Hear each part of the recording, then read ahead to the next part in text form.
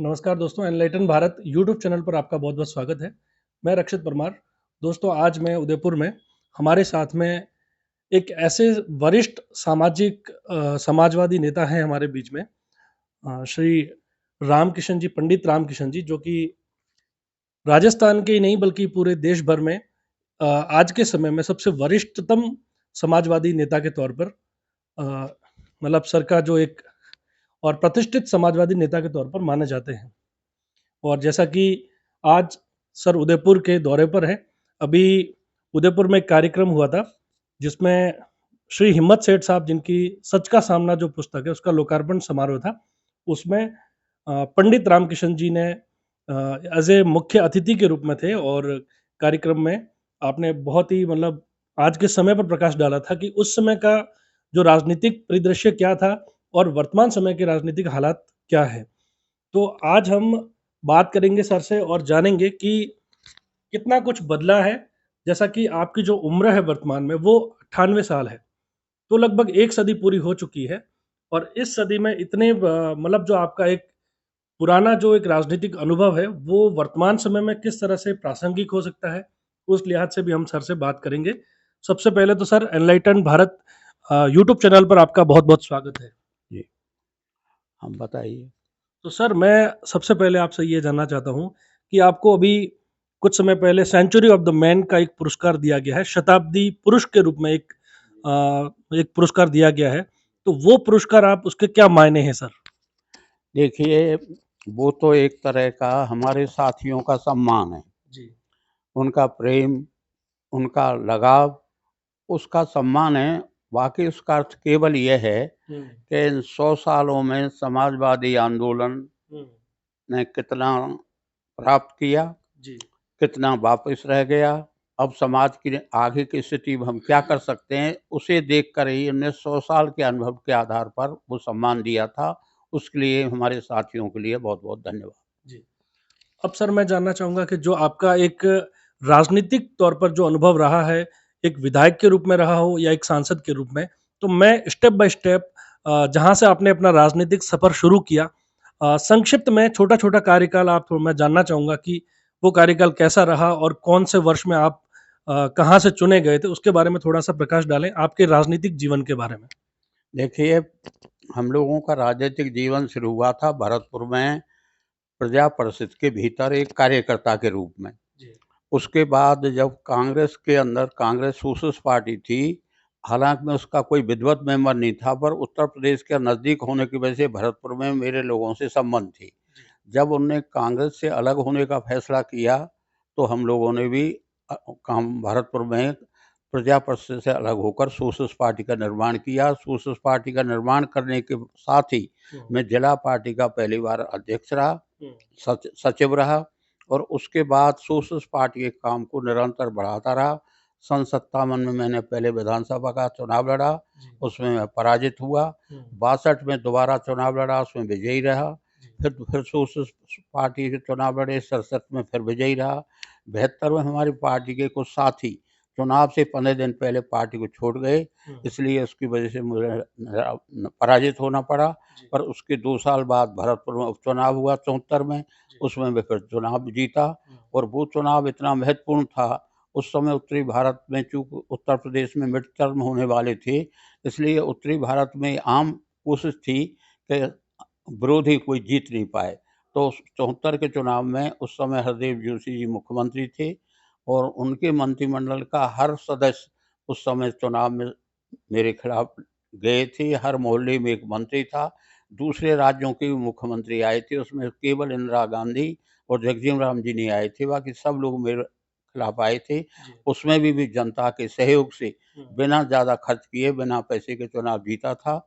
उसके बाद 77 में फिर दोबारा जनता पार्टी की सरकार आई, उसमें लोकसभा से मैं भरतपुर से चुनाव जीता था। मेरे मुकाबले में केंद्रीय मंत्री राजबहादुर जी थे। उससे पहले सन 58 सन 60 में सोशलिस्ट पार्टी के आंदोलन में 3-3 महीना के लिए जेल गया था। इमरजेंसी में पूरे टाइम मीसा में बंद रहा था। मीसा में हम भरतपुर के 3 ही लोग ऐसे थे हुँ, सोशलिस्ट के, जी, जिन्हें ना पैरोल पे गए, ना माफ़ी माँगी। एक मैं था, एक मदन आज़ाद था और एक पथेने के थे, हम तीन ही लोग थे। जी, और उसके बाद लोकसभा में चुनाव हुए, लोकसभा के मेंबर रहे, लेकिन लोकसभा फिर भंग हो गई। फिर मैं पार्टी में बना रहा, मैंने कभी पार्टी बदली नहीं। उसके बाद जब जनता दल बना तो जनता दल में शामिल हो गए, फिर जनता दल से चुनाव लड़ा, वो मैं भरतपुर से जीता। उस समय मेरे भरतपुर के राजा के छोटे भाई के बच्चू सिंह के लड़के मेरे मुकाबले थे, वो चुनाव भी बहुत कठिन था, उसमें विजयी हुआ। और ये सारे चुनावों की विशेषता ये है कि इन चुनावों में जब तक मैंने चुनाव लड़ा, किसी चुनाव में मैंने एक नया पैसा अपने घर से खर्च नहीं किया। जो कुछ जनता खर्च करती थी, उससे चुनाव लड़ा था। जैसे लोकसभा का चुनाव उस समय 51,000 रुपया में लोकसभा का चुनाव में जीत गया था, और मेरे पास 53,000 रुपये इकट्ठे हुए थे। 2,000 रुपया खेली में एक जगह थी, मैं छोड़ के आ गया था। जनता ही ज़मानत देती थी, जनता ही कार्यकर्ता होते थे, और जनता ही खाने-पीने का प्रबंध करते थे। इन चुनावों के महत्व ये भी है, और दूसरा महत्व ये है कि मुझे कई प्रलोभन मिले, कई बार ऐसे मौके आए जब जनता दल टूटा, जब मुझसे पद लेने की कही गई। जी, जनता पार्टी टूटी तो हरदीप जोशी जी ने मुझे सुझाव दिया था जी, कि मिलके हम सरकार बनाएँ। जब जनता दल टूटा तो भैरों सिंह जी, प्रोफ़ेसर केदार, माणिकचंद सुराणा मेरे पास आए और उन्होंने कहा कि आप पद ले लो। मैंने कहा मैं कोई पद नहीं ले सकता, मैं तो जिस पार्टी में हूँ, उसी पार्टी में रहूँगा। सर, अब मैं आपसे जानना चाहूँगा कि आपके दृष्टिकोण में समाजवाद की परिभाषा क्या है? और जो समाजवाद है, वो सामाजिक न्याय में किस तरह से अपनी भूमिका को निभाता है? ये आज की जो युवा पीढ़ी है, आज का जो जनरेशन है, वो ये जानना चाहता है कि सोशलिज़्म किस तरह से देश के लिए एक बेनिफिशियल हो सकता है? ये जो कॉन्सेप्ट है इसके ऊपर और डेफ़िनेशन क्या मानते हैं आप इसकी? देखिए, ये प्रश्न हमेशा विवादग्रस्त रहा है, समाजवाद क्या है? असल में समाजवाद का मतलब एक कल्पना, यूरोप की कल्पना है। हुँ, उससे पहले भी समता की बात हमारे धर्म ग्रंथों में है, लेकिन वैज्ञानिक तौर पर यह कल्पना है यूरोप की। हुँ, और यूरोप की कल्पना उस समय ये थी कि शोषण को खत्म करने के लिए हुँ, सर्वहारा को एक क्रांति करनी चाहिए, और क्रांति के मार्फत ही दरिद्रता, गरीबी, दूसरे कष्ट दूर हो सकते हैं।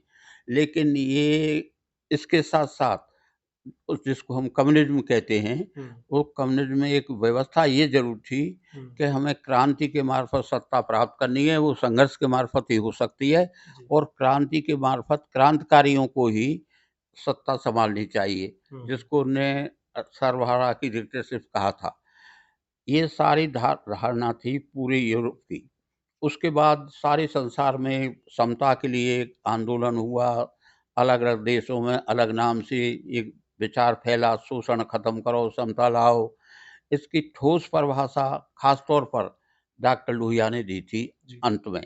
और अंत में सबसे पर उन्होंने ये कहा था कि एक तो समता और एक समानता। जी, ये 2 चीज़ें मनुष्य के लिए ज़रूरत, पहली समता और समानता। जी, अब समानता के मार्फत समता लाई जाए हुँ, या समता के मार्फत समा समान समा सम लाई जाए, ये एक विवाद का विषय था। तो कुछ लोग तो ये कहते हैं कि पहले विकास करो, और विकास करके पूँजीवादी व्यवस्था को विकसित होने दो, जी, और विकसित होने के बाद उससे टैक्स लेके गरीबी हटाओ। जी, एक धारा ये थी कि नहीं, पहले समता लाओ, खर्च पे पाबंदी लगाओ, समता लाओ, बचत के मार्फत गरीबी मिटाओ। इन सब के बीच में डॉक्टर लोहिया ने एक तरह से ठोस कार्यक्रम पर जोर दिया था।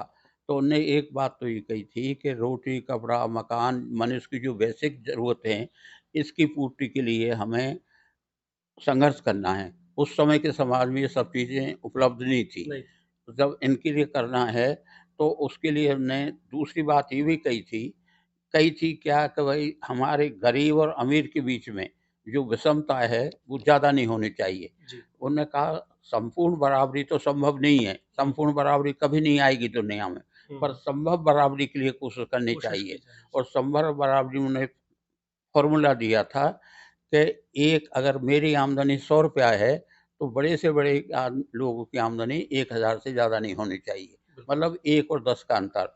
अब आज के संदर्भ में इसे घटाया-बढ़ाया जा सकता है, लेकिन आज हालत ये है कि इस समानता को प्राप्त करने के लिए शायद अब कोई कोशिश भी नहीं कर रहा है। जी, और ये अब इतनी बढ़ चुकी है, कई तरह की जो विषमताएँ थी, हुँ, समाजवादी आंदोलन के मार्फत खत्म हुई। जैसे हमारे देश में जात व्यवस्था थी, हुँ, अब वो खत्म तो नहीं हुई है, जी, लेकिन जात व्यवस्था ढीली हो गई है। जी, छुआछूत थी, वो ख़त्म तो पूरी नहीं हुई है, जी, पर ढीली हो गई है। जी। स्त्रियों के अधिकार की बात थी, जिनको हमने अधिकारहीन बना रखा था, अब उनको अधिकार भी मिलने लगे हैं, शिक्षा का अधिकार मिला है, समानता का अधिकार मिला है। तो समाजवादी विचारधारा की जो कुछ उपलब्धियाँ हैं, हुँ, लोग कहते हैं समाजवाद फ़ेल हुआ, समाजवाद फ़ेल नहीं हुआ। जी। उसकी जो सारी उपलब्धियाँ हैं, वो जो हैं, फ़र्क ये पड़ा है कि पूँजीवाद शुरू में हुँ, जब इन चीज़ों का विरोध करना करना था, उनने भी इसको अपना लिया है। अपना लिया है। इसलिए लोग नहीं समझ पाते, बाकी समाजवादी पार्टी के नाम से कोई काम हो ज़रूरी नहीं है। जी। पर समता आ रही है, गैर-बराबरी कम हो रही है, जात व्यवस्थाएँ टूट रही हैं, पिछड़े और दलितों के लिए जैसे हम लोगों का एक आधार था, डॉक्टर लोहिया का कहा करती थी, समाजवाद पार्टी का एक नारा था हुँ, कि "संसो पाने बाँधी गाँठ, पिछड़े पाँव में 100 में से 60।" जी। आज वो चीज़ सामने आ रही है। सब अब आज का जो युग है, हुँ, हम पसंद करें या नहीं करें, ये युग महिलाओं का, पिछड़ों का, दलितों का और मुसलमानों का युग रहेगा ये युग। और इतिहास का एक चक्र है कि जो ऊपर जाते हैं, वो नीचे आएँगे, जी, नीचे वाले ऊपर आएँगे। बिल्कुल। इस चक्र भीत में हिंदुस्तान में भी परिवर्तन हो रहे हैं। जी, तो आज मैं समाजवादी की सबसे बड़ी परिभाषा ये मानता हूँ कि अब हमें आर्थिक गैर बराबरी के खिलाफ नए तरह से संघर्ष शुरू करना चाहिए। बिल्कुल। और वो नए तरह का संघर्ष केवल हथियार वाला नहीं हो सकता। सबसे पहले तो वैचारिक पृष्ठभूमि तैयार करने के लिए हुँ, हमें छोटे-छोटे आंदोलन, जन आंदोलन, कीर्तन, गोष्ठियाँ, संगीत के मार्फत एक वातावरण बनाना चाहिए। जी। क्यों गरीबी के लिए तो लोगों में संवेदना है, हुँ, पर गैर बराबरी के बारे में वो नहीं समझते हैं कि इसका क्या नुकसान होने वाला है। बिल्कुल। अब धीरे-धीरे हालत ये है, जैसे अखबारों में आता रहता है कि 1% लोगों के पास 55% लोगों की आमदनी की हिस्सा है। बिल्कुल। रूस जो समता के लिए आंदोलन किया था, हुँ, हुँ, वहाँ 10% लोगों के पास 87% लोगों की आमदनी का हिस्सा है। हुँ, तो हुँ। आज सबसे बड़ी चुनौती यह है, जिनको हम कम्युनिस्ट देश कहते हैं, चीन हो, रूस हो, इन कम्युनिस्ट देश कहते हैं, इनमें भी गैर बराबरी बढ़ रही है जी, और उनकी संपत्ति केंद्रित होती जा रही है। एक नतीजा रहेगा, अगर इसको नहीं रोका गया, इसका नहीं किया गया, तो दोबारा सर्वहारा की स्थिति पैदा हो जाएगी। जी। इसमें एक एक चीज़ और बीच में रह गई, क्रांति के लिए उस समय मार्क्स ने व्याख्या दी थी, हुँ, हुँ। उनका ख़्याल ये था कि समाज में केवल 2 वर्ग रहेंगे, एक शोषक और एक शोषित, बिल्कुल। पर शायद उन्होंने मध्यम वर्ग के बारे में ध्यान नहीं दिया। हुँ, अब इन दिनों में सबसे बड़ी बात ये है कि मध्यम वर्ग का सारे संसार में उदय हुआ है जी, और उसकी आकांक्षाएँ इतनी ज़्यादा हैं कि वो नीचे वालों के कल्याण की नहीं सोचता, वो अपने आप को ऊपर जाने की कोशिश कर रहा है। बिल्कुल। इसलिए आज ये समाज में जो तरह-तरह के विरोधाभास दिखाई देते हैं, जी। उसका कारण एक ये भी है। करेंगे सर इसके ऊपर भी बात, लेकिन अभी मैं ये जानना चाहूँगा कि जैसे 75 साल हो गए जिसमें कांग्रेस की सरकार भी रही है और अभी जैसा कि केंद्र में भाजपा की सरकार है।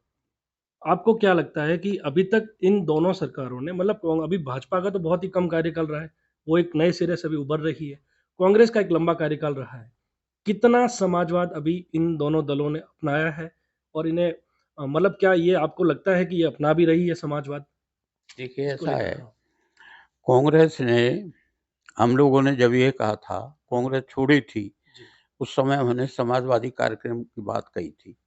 तो उस समय उन्होंने कहा हम समाजवाद की बात स्वीकार नहीं कर सकते। फिर उनका एक आवड़ी में सम्मेलन हुआ था अवाड़ी में जी। और उन्होंने कहा था समाजवादी ढंग का समाज। हुँ, अब उसका भी कोई मतलब नहीं था।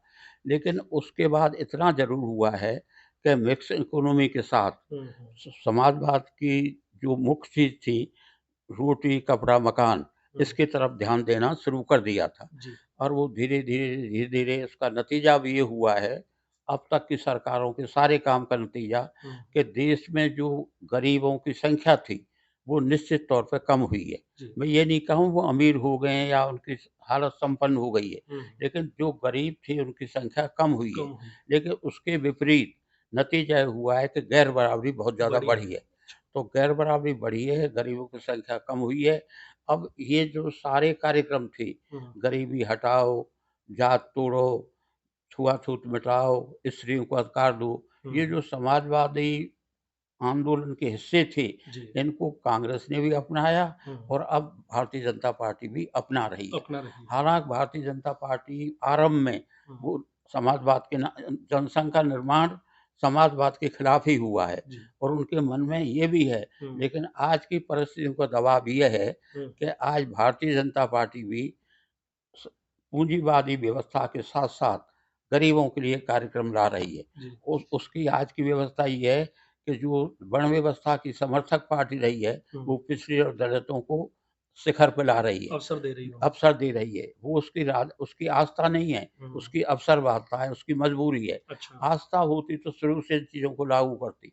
आस्था के हिसाब से जैसे आरक्षण जैसे था, आरक्षण का ने विरोध किया, अब वो खुद आरक्षण के पक्ष में हैं। जी। तो समाजवादी विचारधारा का जो मुख्य अंग है, उन अंगों को किसी नाम से सही आज सारी दुनिया ने कहीं न कहीं सँभाल लिया है। जी। अमेरिका जैसे पूँजीवादी देश में भी इसका आधार बना हुआ है।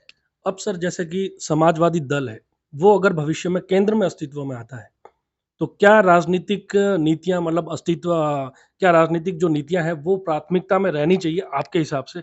अगर भविष्य में कोई समाजवादी दल केंद्र के सत्ता में या एक बड़े मतलब राज्यों में अपना मतलब एक राजनीतिक सत्ता में आते हैं, तो क्या प्राथमिकता रहनी चाहिए?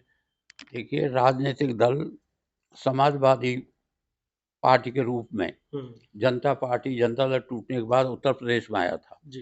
तो आप देखेंगे कि जो हमारी मुख्य माँग थी उस समय के अनुसार, वहाँ की वित्तीय स्थिति के अनुसार वहाँ सारी शुरुआत कर दी थी। जी। जैसे शिक्षा के लिए लड़कियों को प्रोत्साहन देना, साइकिल देना, भूमिहीन किसानों को पेंशन देना, ये छोटे-छोटे काम कर दिए थे। अब उस केंद्र में कभी समाजवादी पार्टी आती है समाजवाद विचारधारा की, तो उसके सामने मुख्य समस्या होगी आर्थिक गैर-बराबरी को ख़त्म करने खत्म की। करना। आर्थिक गैर-बराबरी। जी। अब उसके लिए कैसे करेंगे? इसके कई तरीके हो सकते हैं। एक तरीका ये हो सकता है कि हम विरासत में तय करें, जैसे मैं हूँ, मेरे मरने के बाद मैंने कमाया अरबों रुपया, वो मेरे पास रहना चाहिए या नहीं रहना चाहिए। इसका एक तरीका ये हो सकता है कि हम विरासत के लिए एक संपत्ति तय कर देंगे कि इतनी विरासत रहेगी, बाकी सारी संपत्ति सरकार की होगी। मतलब तो संपत्ति पर नियंत्रण। हाँ, संपत्ति सरकार की होगी और सरकार के नियंत्रण होगी, जी। तो पैसा नियोजित होता चला जाएगा।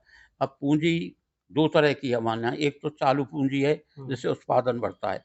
एक वो पूँजी है जो हमने घरों में रख रखी है, सोना, चाँदी, मकान। तो इनकी सीमा अगर तय हो जाएगी, इसके बचाव में जो संपत्ति बचेगी, वो निर्माण और विकास के काम आ सकती जी। है। अब मैं सर चाहूँगा कि देश का जो युवा वर्ग है, उस युवा वर्ग को समाजवाद से आप किस तरह से प्रेरित करना चाहेंगे? और उनको क्या करना चाहिए मतलब समाजवाद के लिए वो क्या कर सकते हैं? देखिए, ये समझ बहुत टेढ़ा है, ये सवाल बहुत टेढ़ा है। हुँ। क्योंकि आज के नवयुवक की आकांक्षा सबसे पहले अच्छे जीवन स्तर की नहीं है, जी। बल्कि उच्चतम जीवन स्तर की है। जी। केवल अच्छा नहीं, उच्चतम जीवन स्तर। और उच्चतम जीवन स्तर के लिए हमें जिस तरह की व्यवस्थाएँ चाहिए, वो आज है नहीं। तो आज का नौजवान जो एक तरह से असंतुष्ट है, नाराज़ है या गुस्सा में है, वो इसलिए है कि परिस्थितियाँ तो हैं अलग और उनकी आकांक्षाएँ अलग। अलग। अब ज़रूरत इस बात की है कि हमारे मौजूदा ढाँचे में समाजवाद कब आएगा वो छोड़ दें। मौजूदा ढाँचे में जो हमारे कार्यक्रम बने, उसमें ज़्यादा से ज़्यादा कार्यक्रम ऐसे बनने चाहिए, जिसमें ज़्यादा से ज़्यादा लोगों को रोज़गार मिले। अच्छा। रोज़गार। और लेकिन अब इसकी दूसरी दिक्कत ये है कि इधर तो बेरोज़गारी बढ़ रही है, जी। उधर इधर मशीनों का स्वचालन बढ़ रहा है और वो स्वचालन अब इस रूप में जा रहा है, जैसे मैंने परसों ज़िक्र किया जी, था, जी। आर्टिफ़िशियल इंटेलिजेंस आ रही है। जी। इसका नतीजा ये होगा कि रोज़गार तो करीब-करीब ख़त्म हो जाएँगे। जी। जैसे बिना ड्राइवर की कार बन गई। अब आज सारे संसार में करोड़ों ड्राइवर हैं, उनको फिर क्या होगा? जैसे मेडिकल क्षेत्र में, मेडिकल के विज्ञान में यहाँ तक पहुँच गया है मेडिकल साइंस कि कौन-सा रोग होगा और कब होगा, इसका इलाज क्या है? तो जी। इसका मतलब डॉक्टरों का काम ख़त्म होगा। बिल्कुल। यहाँ तक चर्चा है कि युद्ध में सिपाहियों की ज़रूरत नहीं होगी, रोबोट बनेंगे और वो लड़ाई लड़ेंगे। तो रोज़गार का वर्तमान ढाँचा और रोज़गार का 20-30 साल के ढाँचे पर भी हमें चिंतन करना चाहिए। अब इसके लिए क्या विकल्प हो सकते हैं, ये हमारे समाजशास्त्री, वैज्ञानिक, इंजीनियर सबको अभी से तैयारी करनी चाहिए। अगर हम एक तरफ़ा चले गए, तो नतीजा बहुत भयंकर होगा। एक तरफ उच्च जीवन स्तर के लिए उत्पादन चाहिए उत्पादन में गैस वगैरह का जो उपयोग हो रहा है, पर्यावरण का जी। संकट पैदा हो रहा है, इधर असंतोष से आतंकवाद बढ़ रहा है। तो अगली जो चुनौती हैं, आतंकवाद, पर्यावरण और इंटेलिजेंस, आर्टिफिशियल इंटेलिजेंस, जी। ये 3 बड़ी चुनौती हैं। वर्तमान की हालत के अलावा इन 3 चुनौतियों की भी अभी से हमें तैयारी करनी चाहिए। सर, अब मैं आपके जो राजनीतिक और सामाजिक जीवन की कुछ महत्वपूर्ण उपलब्धियाँ जानना चाहता हूँ कि आपके कुछ ऐसे कंट्रीब्यूशन जिसको लोग आज भी याद करते हैं और जिसके लिए आपको जाना जाता है? देखिए ऐसा है, हुँ। मुझे टाइम तो मिला है कम, जी।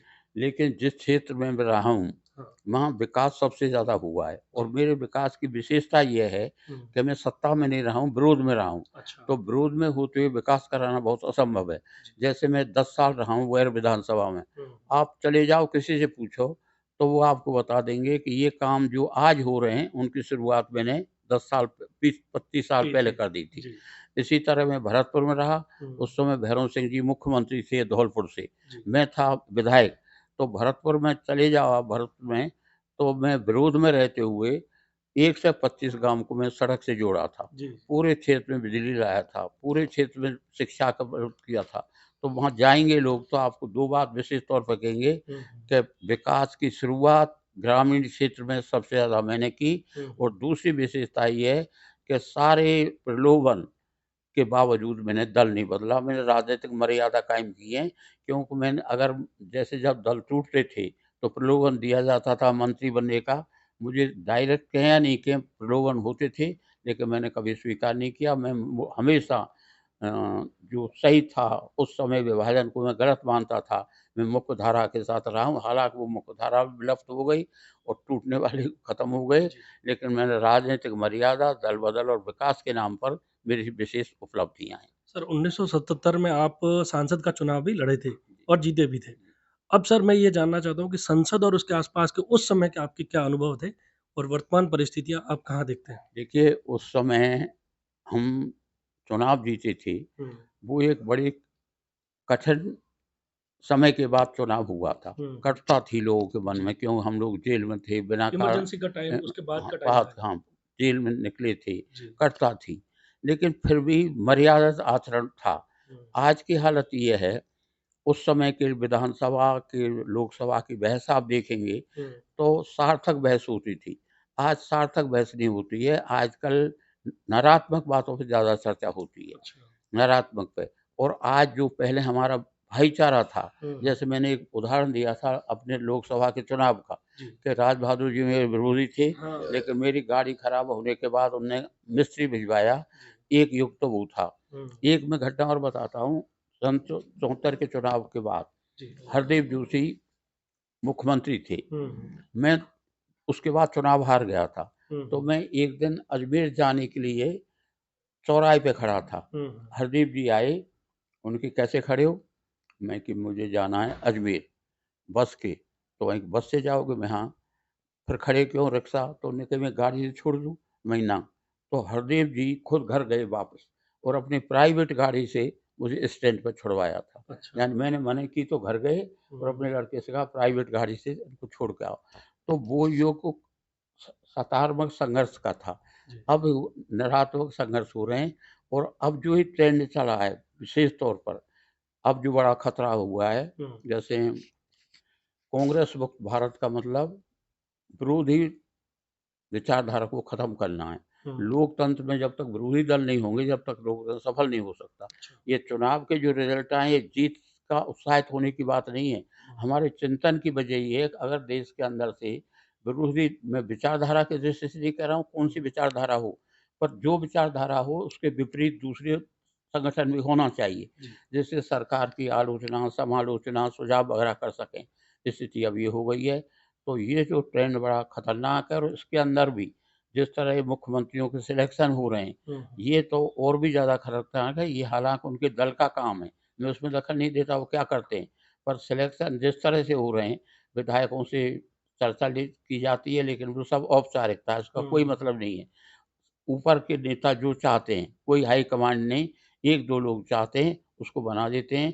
तो ये चुनाव में जीत और मुख्यमंत्रियों का नॉमिनेशन, ये हुँ। इस तरह खतरनाक रास्ते पे जा सकता है, तो देश में दोबारा तानाशाही पैदा हो सकती है। अच्छा। अब तक 5 विचारधाराओं का प्रयोग हुआ है देश में। हुँ, सामंतवाद, पूंजीवाद, फासिज्म, कम्युनिज्म और लिबरलिज्म।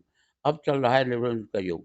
तो उदारता वाले युग में हुँ, खराबी सब है, हुँ, पर इससे अच्छा सिस्टम संसार में आज तक कोई है नहीं। कोई है नहीं। और इस सिस्टम को हम अगर क्षति पहुँचाएँगे, हुँ, तो फिर इसका समाज को क्या नुकसान होगा, इसकी कल्पना नहीं की जा सकती। नहीं की जा सकती। चलिए तो अभी आप सबने सुना कि पंडित रामकिशन जी जो कि एक बहुत बार मतलब विधायक भी रह चुके हैं और सांसद का चुनाव भी लड़े, सांसद का चुनाव जीता भी है। लेकिन वो इमरजेंसी के बाद का समय था, तो अपने पूरे राजनीतिक जीवन के बारे में, सामाजिक जीवन के बारे में आपने बहुत ही विस्तार से चर्चा की है और समाजवाद के समक्ष क्या चुनौतियाँ हैं, वर्तमान में किस तरह की परिस्थितियाँ हैं और क्या कांग्रेस के समय में किस तरह का जो माहौल था उस समय में, अभी वर्तमान में जो भाजपा सरकार है, उसके सामने भी किस तरह की चुनौतियाँ हैं और वो किस तरह की गलतियाँ कर रही है और भविष्य में किस तरह से बचा जा सकता है, इसके बारे में आपने बहुत ही विस्तार से बात की है। सर, आपने हमें इंटरव्यू दिया, उसके लिए बहुत-बहुत आपका आभार, बहुत-बहुत धन्यवाद। थैंक आपको यू, बहुत-बहुत धन्यवाद, ख़ास थैंक तौर पर सेठ जी को। यू। जी साहब। 2 ही सेठ हैं, या तो बेलढा सेठ बिल्कुल, और या बिना पैसा के सेठ। बहुत-बहुत। या आज तक सेठ हुए हैं पैसा वाले, पर उदयपुर ही एक ऐसा है जहाँ बिना पैसा के भी सेठ हैं। इसके लिए बहुत-बहुत धन्यवाद उदयपुर को। Thank you sir, thank you so much और आप सभी सब्सक्राइबर से रिक्वेस्ट है कि इस वीडियो को देखें और समझें कि आज की जो जनरेशन है वो हम कहाँ पर सोच रहे हैं। सर ने बहुत ही संवेदनशील मुद्दों के ऊपर बात की है और आज का सबसे चैलेंजिंग एक जो थ्रीट है दुनिया के सामने, कृत्रिम बुद्धिमत्ता, आर्टिफिशियल इंटेलिजेंस के बारे में 98वें वर्ष की उम्र में भी आप देखिए कितने अपडेट हैं और वर्तमान समय की विश्व के सामने जो चुनौती है, इसके बारे में सर ने भी बात की है। तो मैं समझता हूँ कि आज का जो हमारा ये इंटरव्यू है, वीडियो है, वो आप सबके लिए बहुत यूज़फुल होने जा रहा है और निश्चित रूप से आपकी राजनीतिक और सामाजिक जो राजस्थान के संदर्भ में या देश के संदर्भ में या विश्व के बारे में जो जानकारी है, वो निश्चित रूप से बढ़ाएगी। बहुत-बहुत शुक्रिया। Thank you so much.